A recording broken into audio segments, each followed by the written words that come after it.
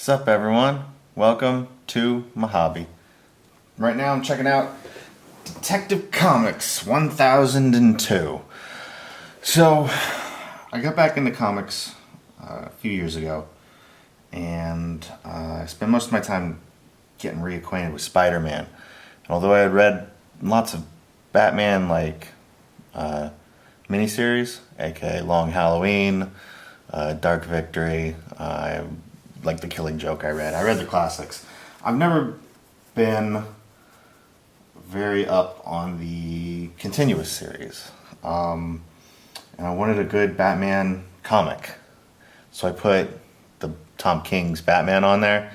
Didn't like it, got rid of it, but I still wanted a good Batman. And even though I've got like the Batman Who Laughs, I got Dark Knight's Metal, I got Batman Kings of Fear, and other various stories, I wanted a good ongoing series. So I decided to get Detective Comics. I mean, it was coming up on issue 1000. I've got issue 1000 with the Frank Miller cover.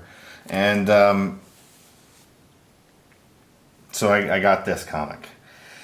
I don't remember too much of the last issue for some reason, because this one came out last month, the end of the month before maybe. It has the Arkham Knight in it. I thought the Arkham Knight was for the video game Arkham Knight, and it was made for that. And then the Arkham Knight is just the Red Hood, you know. So I'm intrigued by this, because I want to know what's going on with the Arkham Knight. So in this, the Arkham Knight's got his fucking boot on Batman's face. That's how you start a comic book. The last comic I read was Amazing Spider-Man #6 by Nick Spencer, and it's just lame, and it's goofy, and it's just tons of narration and words, and there's no tension, no nothing. Boom, what do you got? You got the hero on the ground with the villain's boot on his face. He's got to get out of this and take that bastard out. This is fantastic. And I want to know how Batman doesn't get hugely pissed off at this guy. Because if it were me, I'd be like ready to kill him. Like, how dare you? Like, I will not suffer this humiliation. I would be losing my mind. Oh, did I just spit on the thing? God damn it. I'm sorry, it was very fervent there. But this is a comic book of action. So they're fighting in a park. The police are there, and so are a whole bunch of innocent bystanders. The cops shoot at the Arkham Knight. Chaos ensues. It's all action. This is just action, action, and more action. So the Arkham Knight blocks some bullets from hitting some bullets that are fired randomly because the dude's getting hit with like shit. And the Arkham Knight basically says, innocent bystanders and police all around, make a choice. You know, and fucking Batman and the dude are looking. This art is great. This is all visual. There's not a single word on this page, but you can just tell the tension because it shows everything. The Arkham Knight and Batman are looking at each other. The police have their guns drawn. The bad guys have their arrows drawn. Batman's looking at the Arkham Knight, who both have weapons ready to throw.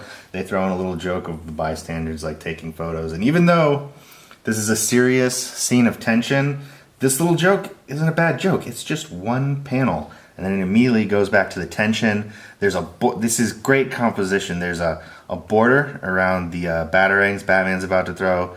There's a border around the ninja stars, I guess, that the Arkham Knight's about to throw, emphasizing them. Then we get another frame of the cops with their guns drawn, and then another frame of the bad guys with their arrows drawn, and of the bystanders. But now they're closer. Like this page, so you have this from a distance, and then you have these panels, and then you have these panels of all the same thing, only closer and with more emphasis, until eventually it's just Batman's face, Arkham Knight's face. They're looking at each other. What's Batman gonna do? Another time. And the fight's over.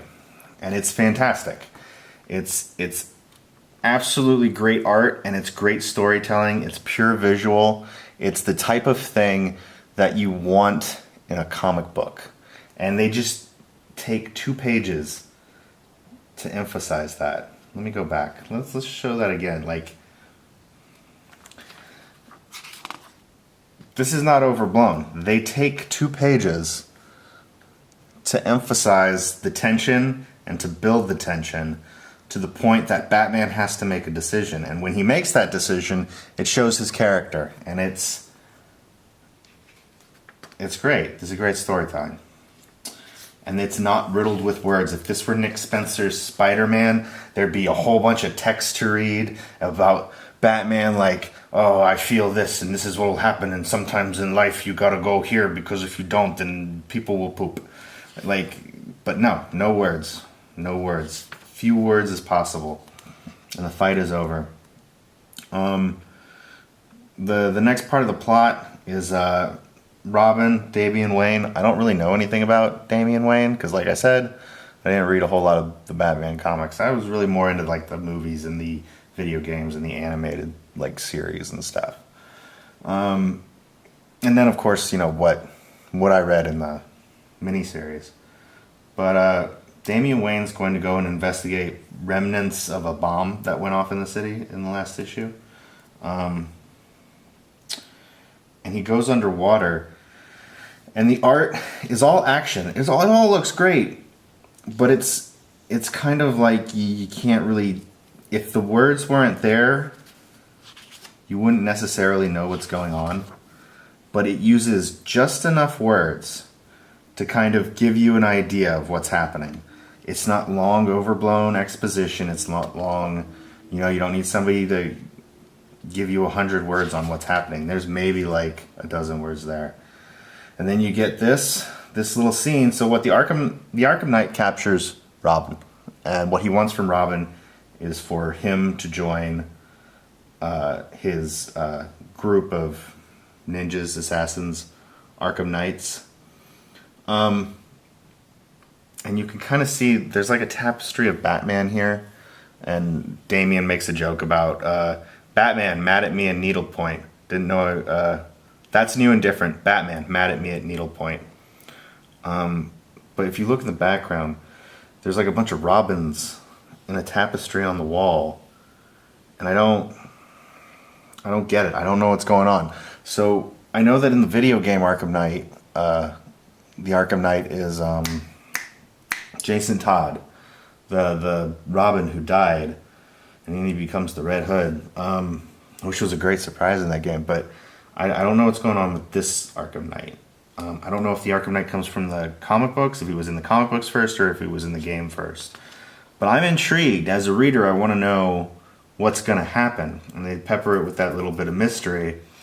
And also there's a lot of good conflict and tension here because the Arkham Knight really does get Batman. Like I said, it starts with him having his boot on Batman's face. So here we go. We got another scene of just action. Where they don't need any words, they don't put any words.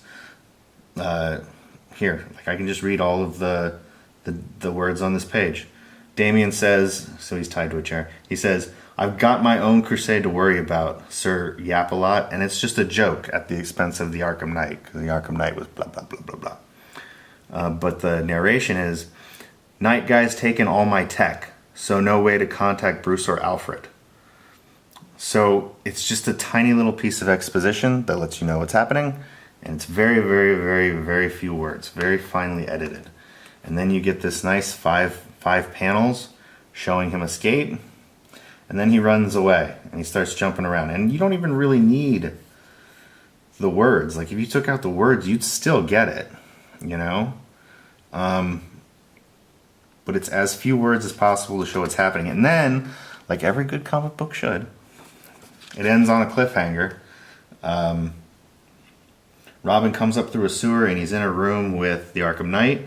But then you get all these little panels of the other villains in the room, I presume. Because, alright, now that I look at it, I didn't get it the first time I saw this, but there are like windows over here. And it looks like these characters are all, like there's a filter over them. And it looks like he's pressing his hands up against glass. So they're very likely inside Arkham Asylum. And of course, each one of these characters says something that's in line with their personality. Mr. Freeze says there's a cold world. Someone took a wrong turn at Albuquerque, says the Mad Hatter.